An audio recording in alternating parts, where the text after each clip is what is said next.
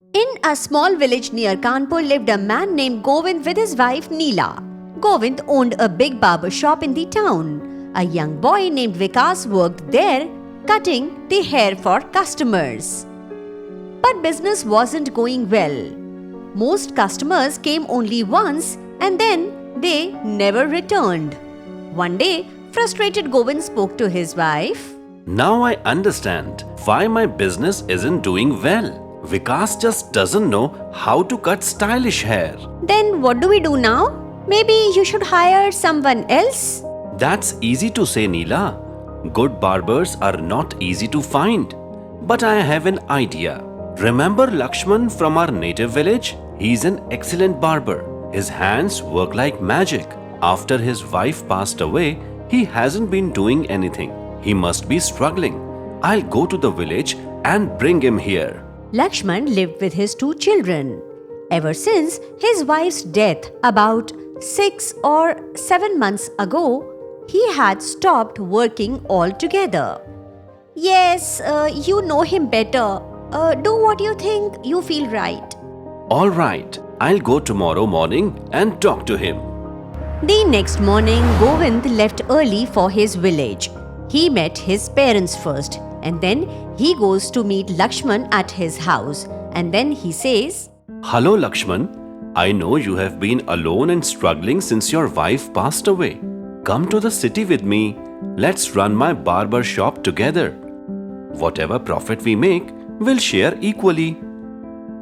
Govind, you came like a blessing. I was so worried about my children and our future. Now with your support, I feel everything will be fine. I will remain thankful for you for offering this opportunity.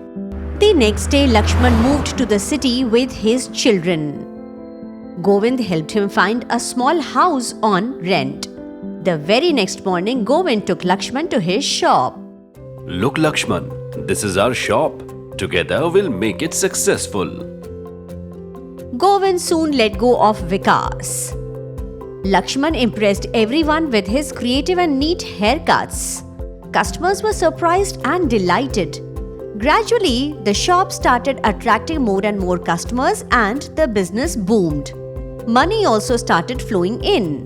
Govind shared half the profit with Lakshman every month. Seeing this, Neela began to feel jealous. She spoke to Govind. Listen, the shop belongs to us and all the tools and materials are bought by you. Lakshman only cuts hair, nothing else. Then why share half the earnings with him? You've been watching him. By now, you must have learned his techniques too. Govind thought over her words and began to agree in his mind. Neela might be right. That same day, Govind decided to talk to Lakshman. Look Lakshman, every day I open the shop, clean it, buy supplies and close up at night. You just cut people's hair. And for that little work, I have been giving you half of the profit. That doesn't sound fair. From now on, I'll give you 50 rupees a day. No share in the profit. If you want to stay, fine. If not, you can leave. Lakshman felt deeply hurt. Hey Govind, why are you talking like this? In this business, hair cutting is not just a job. It's an art. Because of my new haircut styles, your shop became popular. If I had to work like a daily wage worker, I would have stayed in the village itself. Govind lost his temper and shouted. What are you saying? You have become greedy, Lakshman. You were sitting idle in your village. I brought you here and gave you work. Now you are acting proud? Even I can cut hair if I want.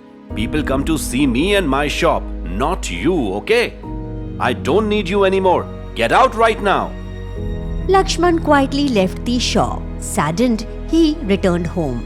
His elder son asked him, Father, what happened? Why did you come home so soon today? Lakshman told his son everything that had happened. And his son to Lakshman, Don't worry, father.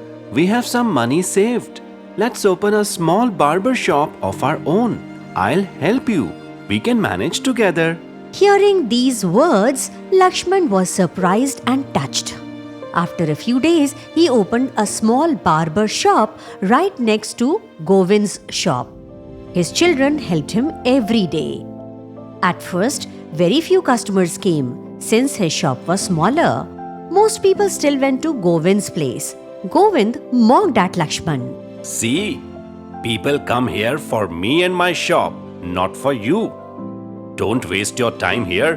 Go back to your village. One day, the village landlord came to Govind's shop. Govind, I heard your shop offers modern and stylish haircuts. I came here to check your work because I want to cut my son's hair. There was a man who was cutting hair in Govind's shop. After Lakshman went away, he had hired this man to cut hair. Seeing that unskilled barber, the landlord wasn't impressed at all.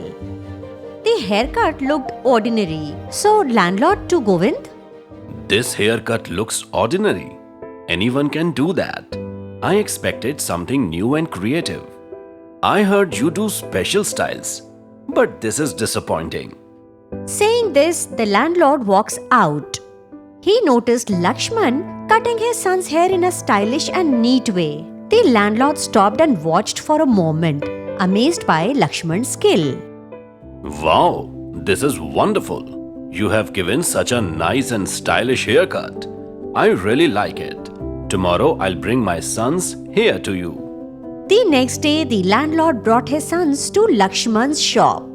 And Lakshman cuts his son's hair in a stylish and neat way. The landlord's sons also liked the new hairstyle. And then more and more people started coming to Lakshman's shop. His business grew rapidly, his income increased. Soon Govind's shop was empty while Lakshman's was always full of customers. Now, Govind realized his mistake. He understood that cutting the hair is an art, not everyone can do that. He thought, My greed ruined everything. I lost my business because of my selfishness. I should leave this place now. Govind shut down his shop and left the town.